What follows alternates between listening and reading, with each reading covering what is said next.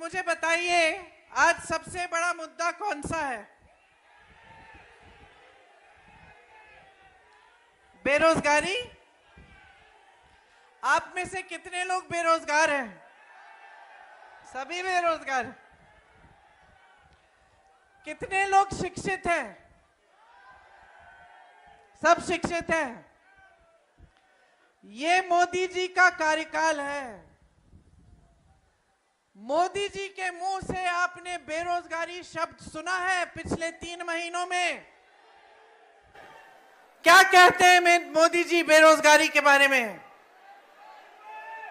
क्या सफाई देते हैं कि इनके 10 सालों के कार्यकाल में आज देश में सबसे ज्यादा बेरोजगारी है। 45 सालों में इतनी बेरोजगारी नहीं रही। 70 करोड़ नौजवान बेरोजगार हैं हमारे देश में। और भाइयों और बहनों, 30 लाख सरकारी पद खाली पड़े हैं। मोदी जी किस लिए खाली रखे हुए हैं, ये उन्हीं से पूछिए। क्योंकि अदानी जी और अंबानी जी तो सिर्फ 2 लोग हैं, 30 लाख पद तो नहीं भर सकते। तो किसके लिए खाली रखे हैं, ये पूछिए मोदी जी से। अदानी तो सिर्फ एक है, 30 लाख पद खाली हैं। अंधभक्तों के लिए भी अगर भर लेते अंधभक्तों से तब भी अच्छा होता। लेकिन भाई साहब, आज तो अंधभक्त भी बेचारे बेरोजगार हैं।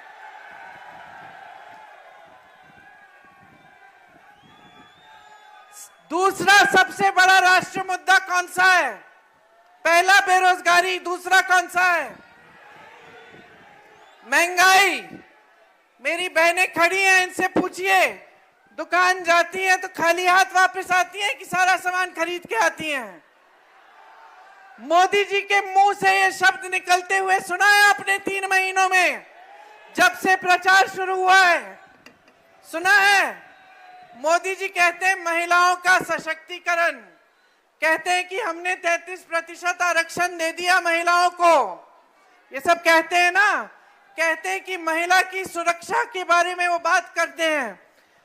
महंगाई की बात करते हैं? आज तक महंगाई की बात नहीं की है। जब सिलेंडर 400 रुपए का था तो सड़क पे कौन आया था? मोदी जी की मंत्री, पूरी भाजपा सड़क पे आई थी, सिलेंडर के पे बैठकर मीडिया से बातें की थी। आज सिलेंडर कितने का है? 1200 रुपए का सिलेंडर है और मोदी जी की बोलती एक लफ्ज नहीं निकल रहा है उनके मुंह से। महिलाओं की सशक्तिकरण की बात करते हैं बहनों। जब जब महिला पर अत्याचार होता है, मोदी जी चुप रहते हैं, मुंह फेर लेते हैं अपना, या फिर जिसने अत्याचार किया है उसकी रक्षा करते हैं। हाथरस में ऐसा हुआ, उन्नाव में ऐसा हुआ, मणिपुर में ऐसा हुआ, कर्नाटक में तो मंच पे आ गए।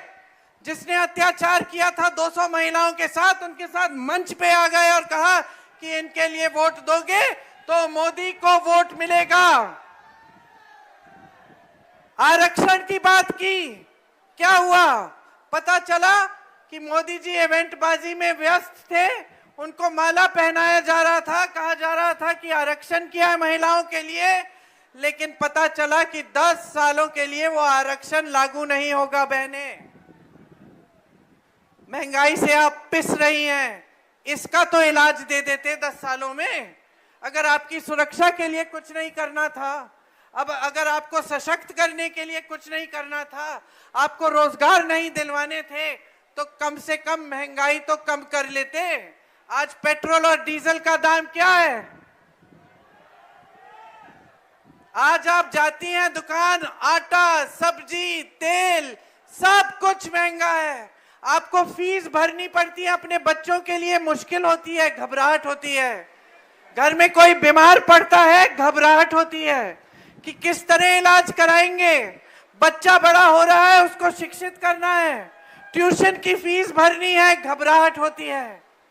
कर्ज लेते हैं लोग, कर्ज में डूबते हैं, आज का किसान क्या कर रहा है?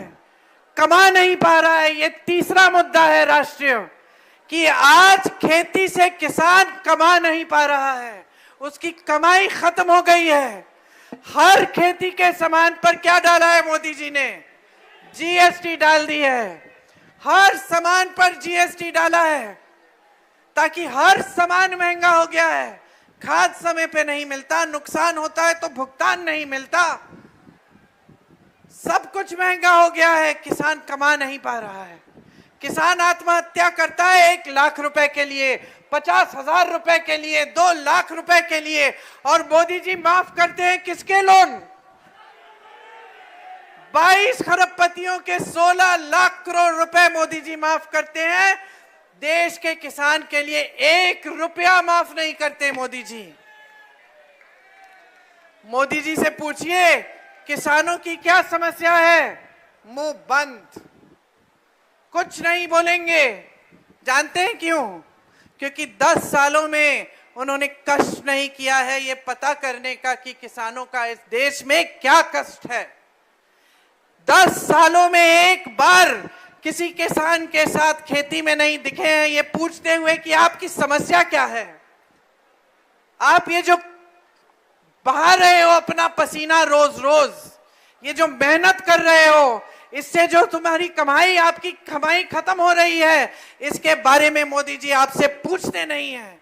एक बार किसी गरीब के घर में नहीं जाते, किसी गरीब से नहीं पूछते कि तुम सुबह उठते हो, नौकरी ढूंढने जाते हो, तुम्हें दिहाड़ी कितनी मिलती है। मोदी जी को यह भी नहीं पता कि अगर 2-3 दिन की दिहाड़ी नहीं मिलती तो आज देश का जो श्रमिक है भूखा सोता है, उसके बच्चे भूखे सोते हैं। यह भी नहीं मालूम है मोदी जी को। चुनाव के प्रचार के लिए आते हैं, बेरोजगारी की बात नहीं करते, महंगाई की बात नहीं करते, किसानों की बात नहीं करते, महिलाओं की बात नहीं करते, श्रमिकों की बात नहीं करते, तो क्या बात करते हैं भाई और बहनों? सुना है आपने? हिंदू मुसलमान, तो कितने चुनाव जिताएंगे आप इनको इस विषय पे? 2 जिता दिए। पहला चुनाव जिताया, इसी विषय पे जिताया, लेकिन ऊपर से मोदी जी कह रहे थे कि 15 लाख मिल जाएंगे, आपके खाते में पैसे आ जाएंगे, काला धन देश में आ जाएगा, ये मोदी कहते थे ना मोदी जी। और मोदी जी क्या कहते थे कि हम 2 करोड़ रोजगार दिलवाएंगे। ये 10 साल पहले की बात कर रही हूं भाई और बहनों। और मोदी जी क्या कहते थे? क्या कहते थे? कि किसानों की आमदनी दुगनी होगी। कहते थे कि नहीं कहते थे?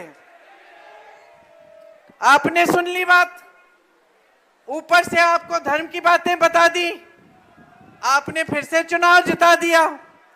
लेकिन उन 5 सालों में आपने ना अपने खातों में पैसे देखे, ना अपने रोजगार देखे, और ना किसानों की आय दुगनी हुई। चलिए फिर से आपने जिता दिया हिंदू मुसलमान पे। 5 साल और बीत गए। अब मोदी जी कहने लगे सबका विकास, सबका साथ, सबका विकास। विकास हुआ आपका? किसका विकास हुआ? मोदी जी के खरबपति मित्रों का विकास हुआ। और एक और बात बता देती हूं, आपका विकास नहीं हुआ, आपकी तरक्की नहीं हुई, लेकिन भाजपा दुनिया की सबसे अमीर पार्टी बन गई इन 5 सालों में। समझ रहे हैं? तो 2 चुनाव तो आपने हिंदू मुसलमान पे इनको जिता दिया।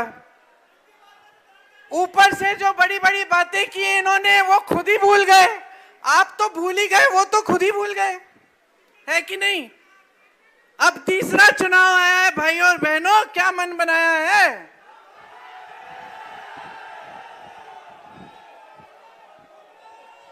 अब सुन लीजिए बढ़िया बात क्या है। पहले तो 10 सालों से ज्यादा, मेरे ख्याल से 15 सालों से तो मोदी जी आपको कह रहे हैं कि कांग्रेस पार्टी धर्म विरोधी पार्टी है। कह रहे हैं कि नहीं? हिंदू विरोधी पार्टी है, धर्म विरोधी पार्टी है, इसके नेता ऐसे हैं वैसे, कहते हैं कि नहीं? कहते हैं। अब आप मुझे बताइए कांग्रेस पार्टी के सबसे बड़े नेता कौन थे? महात्मा गांधी जी थे कि नहीं? हमारे आजादी का जो आंदोलन था, महात्मा गांधी सबसे बड़े नेता थे। वो आंदोलन किसकी सीख पे चला? भगवत गीता की सीख पे, सत्य और अहिंसा के आधार पर। हमारे हिंदू धर्म के आधार पर जो हजारों साल पुरानी सीख थी, सारे गुरुओं, सारे महात्माओं की सीख थी, सत्य के पथ पर चलो, अहिंसा से काम लो, हिंसा मत करो और ईमानदारी और प्रेम से सबके सामने पेश आओ। ये कौन से धर्म की सीख है? ये हमारे हिंदू धर्म की हजारों साल पुरानी सीख है। इसी के आधार पर हमारा पूरा स्वतंत्रता आंदोलन चला। महात्मा गांधी जी को जब नथुराम गोडसे जी ने गोली मारी तो महात्मा गांधी जी के मुंह से कौन से शब्द निकले? बोलिए, फिर से बोलिए। हे राम, हे राम, हे राम। और याद रखिए कि वो गोली चलाने वाले कौन थे।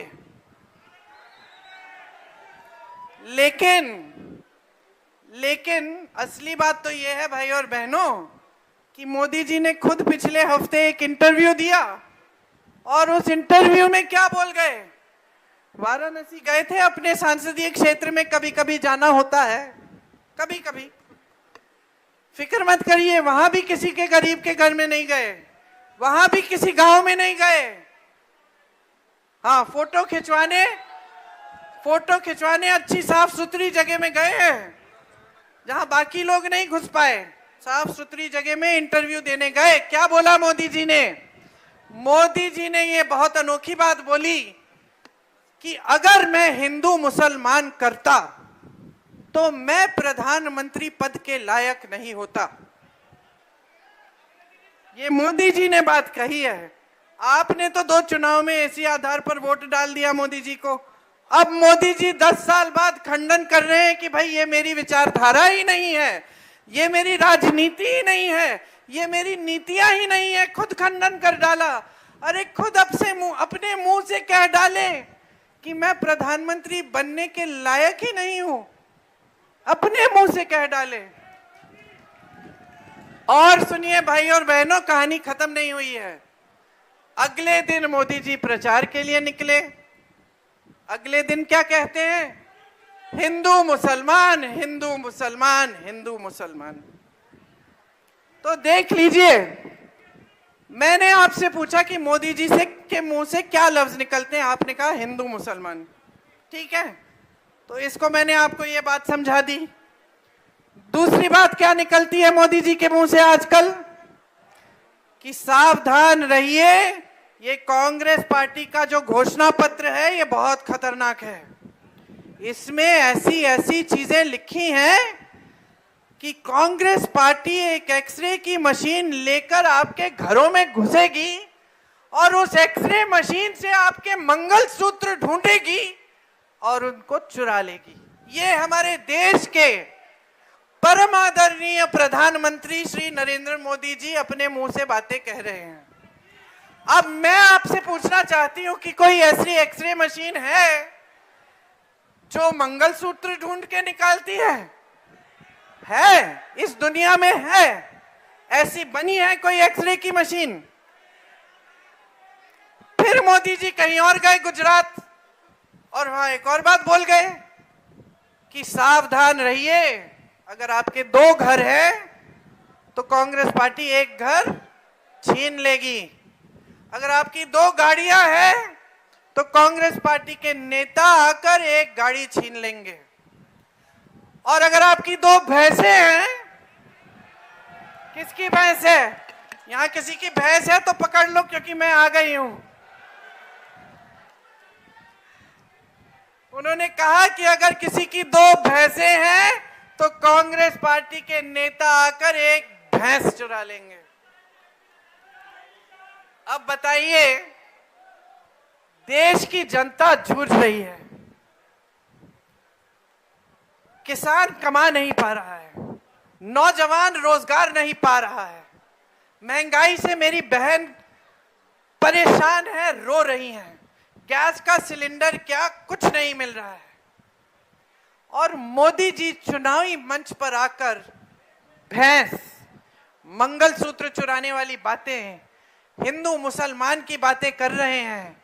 ये हमारे देश के प्रधानमंत्री जी हैं जिन्होंने कल बिहार में ऐसा बयान दे डाला कि हम लोगों को, जो उनके विरोधी हैं, हमें शर्म आई कि हमारे देश के प्रधानमंत्री ऐसी ऐसी बातें कर रहे हैं। क्या बोला? हाँ, ये मैं नहीं बोलूंगी, लेकिन आप जानते हैं कि क्या बोला, आप जानते हैं कि क्या बोला। और हम हंसी मजाक कर रहे हैं, लेकिन कितनी गंभीर बात है। इस पद को किसने संभाला? जवाहरलाल नेहरू, इंदिरा गांधी जैसी शहीद, लाल बहादुर शास्त्री, मनमोहन सिंह जी जिन्होंने इस देश की अर्थव्यवस्था को एकदम पूरी तरह से सक्षम बनाया, राजीव गांधी जी जो इस देश के लिए शहीद हुए। मैं तो कहती हूं कि कोई भी प्रधानमंत्री रहा हो, किसी भी पार्टी का रहा हो, किसी ने इस पद की गरिमा, इस पद की मर्यादा को इस तरह नहीं तोड़ा। किसी ने इतनी स्तरहीन बातें नहीं की जिस तरह से आज की जा रही हैं। और दुख की बात पता है क्या? सबसे बड़ी दुख की बात यह है कि हम सब देशवासी हैं, हम सब के प्रतिनिधि हैं मोदी जी। चाहे हम उनको वोट दें ना दें, चाहे हम कांग्रेस के हों, कहीं के हों, मोदी जी हम सब के प्रतिनिधि इसलिए हैं क्योंकि हमारे प्रधानमंत्री हैं। हमारी समाज की एक गरिमा है, हमारे देश की एक बहुत पुरानी परंपरा है, हमारे धर्म ने सिखाई, सभी धर्मों ने सिखाई, जितने भी धर्म हमारे देश में हैं सभी ने सिखाए।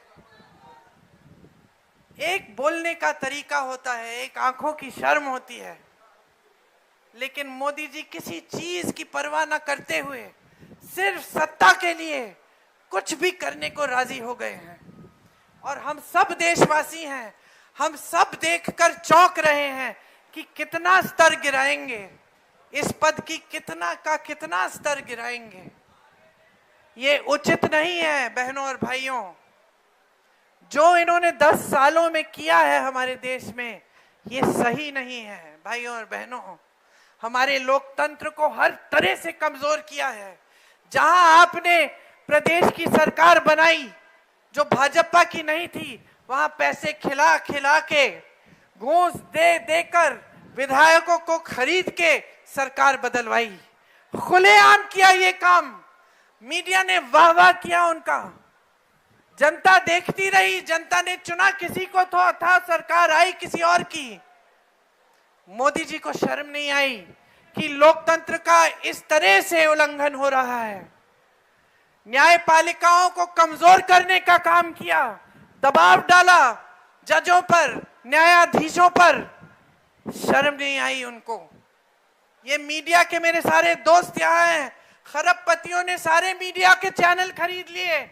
आपने आंदोलन किया, किसान आंदोलन हुआ, मीडिया के जरिए मोदी जी और उनके सारे नेताओं ने किसानों को कैसी कैसी बातें, क्या देशद्रोही का दर्जा दिया, आतंकवादी का दर्जा दिया किसानों को, और देश चुप रहा। उनको शर्म नहीं आई मोदी जी को। महिलाओं पर मैंने कहा अत्याचार हुआ, उनकी सरकार, उनके प्रशासन ने अत्याचारियों की रक्षा की, मोदी जी को शर्म नहीं आई। और आज 10 साल बीत गए हैं।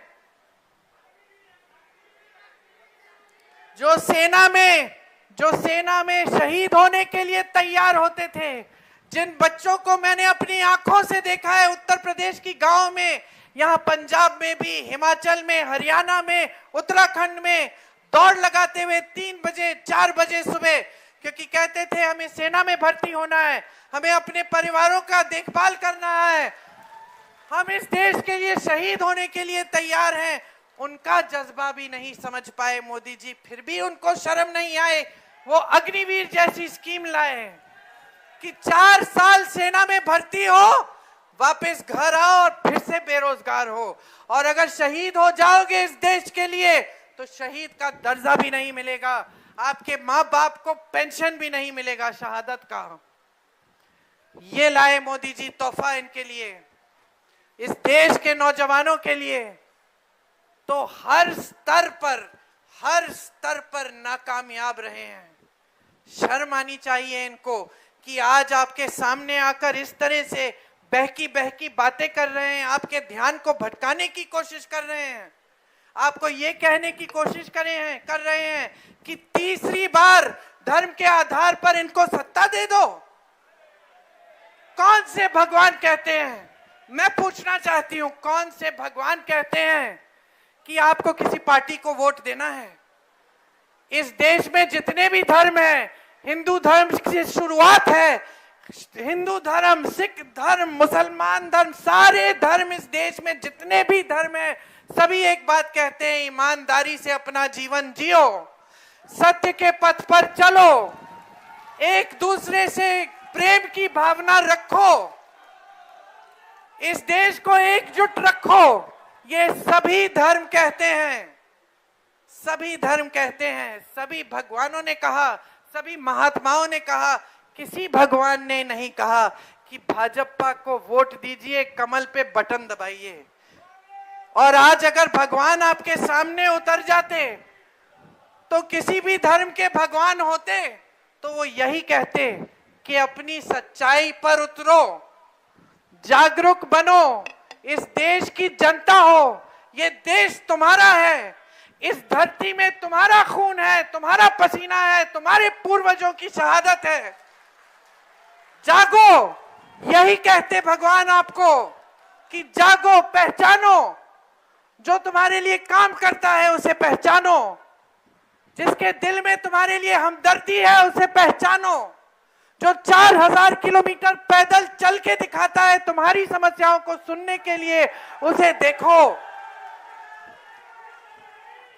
और भगवान यही कहते कि आपके सामने जो झूठों की कतार लगा देते हैं, जो झूठ पे झूठ बोलते हैं, जो आपको झूठे वादे बताते हैं, जो उन एक वादे पे अटल नहीं रहते, एक वादे पर खरे नहीं उतरते, उनको भी पहचानो। आज कोई भगवान आपके सामने आते तो वो यही कहते कि देशवासियों, तुम्हारी सच्चाई यही है कि महंगाई से तुम मर रहे हो, तुम्हारी सच्चाई ये ही है कि तुम खेती में सुबह से शाम तक मेहनत करते हो, तुम्हें कुछ नहीं मिलता। कहते देशवासियों, तुम्हारी सच्चाई यही है कि तुम शिक्षित हो, बीएससी पास हो, बीटेक पास हो, एमएससी पास हो, तुम्हें रोजगार नहीं मिल रहा, कि तुम महिला हो, तुम्हें कहीं सुरक्षा नहीं मिल रही, तुम्हें सक्षम बनाने की कोई योजना नहीं है, तुम्हें घबराहट हो रही है कि तुम्हारे बच्चे बड़े होकर क्या करेंगे जब रोजगार ही नहीं है। यही सच्चाई भगवान आपको दिखाते और भगवान कहते कि अपने विवेक को इस्तेमाल करो, जागरूक बनो, जो पार्टी तुम्हारी बात करती है उसको पहचानो। तुम्हारी सच्चाई क्या है, वही देश की सच्चाई है। ये टीवी पे दिखने वाली सच्चाई नहीं है, ये बड़े बड़े इवेंट नहीं है, ये जो दुनिया भर से प्रधानमंत्री और राष्ट्रपति आकर मोदी जी की तारीफ हर रोज करते हैं, ये आपकी सच्चाई नहीं है। सच्चाई वही है जो आप जान रहे हैं सुबह से शाम तक, उस सच्चाई पर उतरो। आज कांग्रेस पार्टी आपके सामने, कांग्रेस पार्टी के एक एक नेता आपके सामने आकर आप ही के काम की बात करते हैं। हमारी गारंटी है, और हम गारंटी क्यों कहते हैं इन्हें, क्योंकि जहां जहां हमारी प्रदेश की सरकारें हैं वहां हम करके दिखा रहे हैं।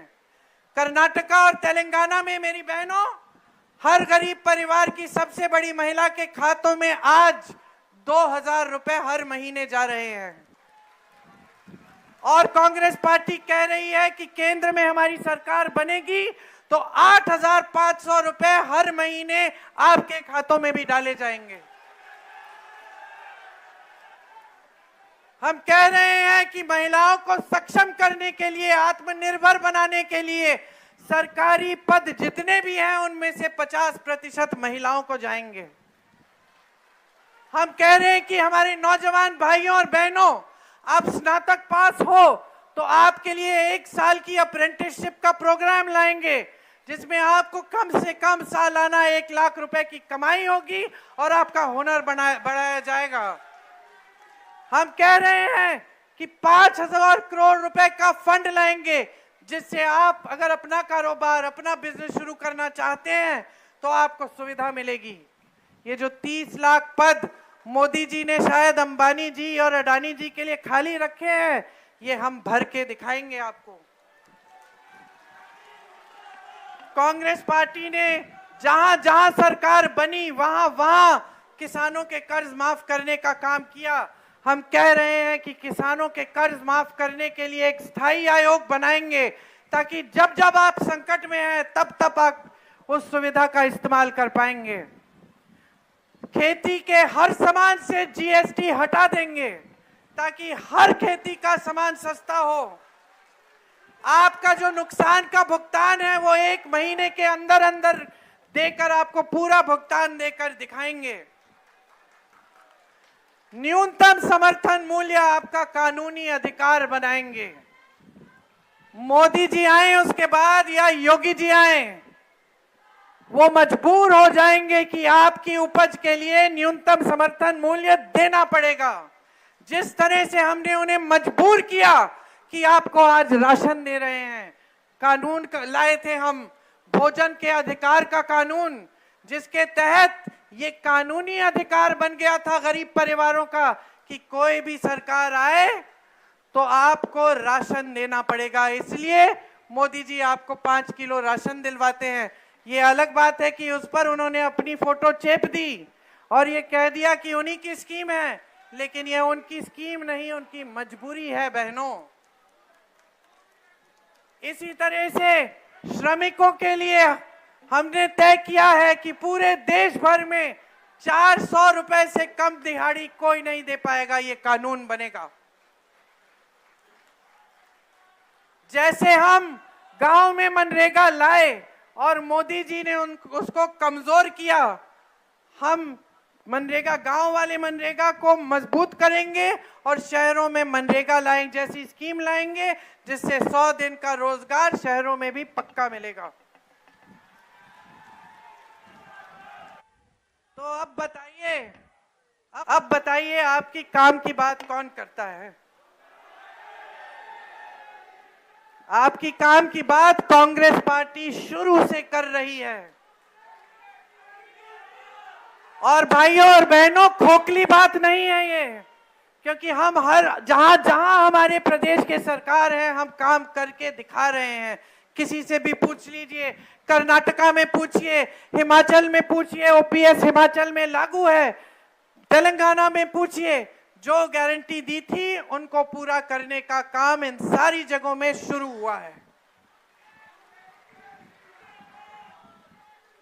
तो अब आप तय करिए, आपको कैसी सरकार चाहिए, आपको कैसे प्रधानमंत्री चाहिए, आपको इस देश की राजनीति को सही दिशा दिखानी है कि नहीं? चंडीगढ़ से आप संदेश भेजेंगे कि नहीं? पूरे देश भर में संदेश जाना चाहिए कि हमें एक सच्ची राजनीति वापस चाहिए। हम इन झूठों से ऊब चुके हैं, नहीं चाहिए हमें इस तरह की राजनीति जहां नेता इतने चमकते हैं सितारों की तरह और हमें बड़े बड़े मंचों पे दिखते हैं, दूर दूर से रोड शो करने आते हैं, यूं हाथ हिलाते हैं और जनता वहां है और नेता वहां है। नहीं चाहिए बहनों और भाइयों, नहीं चाहिए। जो नेता आपसे कहते हैं कि संविधान बदलना चाहते हैं, कि आपके अधिकारों को कमजोर करना चाहते हैं, कि आपके आरक्षणों को कमजोर करना चाहते हैं, निकाल दीजिए इनको। ये इन्होंने आपको दिल्ली जाने से रोका जब किसान आंदोलन था, अब आप इनको दिल्ली से निकाल दीजिए। बहुत हो गया है बहनों और भाइयों, बहुत देख लिया है, बहुत सह लिया है आपने। याद रखिए, याद रखिए कि ये जो धर्म की राजनीति है ना, इससे फायदा सिर्फ नेताओं का होता है। इससे सत्ता नेताओं को आसानी से मिलती है, इससे जवाबदेही घटती है, इससे नेता के दिल में ये बात आ जाती है कि भाई मैं काम करूं ना करूं, 5 साल बाद धर्म की बात कर लूंगा, वोट मिल जाएगा। ये बहुत बुरी आदत है, ये आदत ठीक कराओ। ये आदत आपने पिछले 10 सालों से डाल दी है, इस आदत को ठीक कराओ। बच्चे को गलत आदत लग जाती है, आप टोकते हो, नेताओं को टोकना सीखो। इस चुनाव में नरेंद्र मोदी जी और भाजपा को हराकर कांग्रेस पार्टी को भारी बहुमत से जिताओ और अपने देश में, अपने जीवन में बदलाव लाओ। यही सारी बातें आपसे करनी थी। आपने बहुत जोर से मेरी बातें सुनी। एक बार जोर से मेरे साथ बोलो, जय हिंद।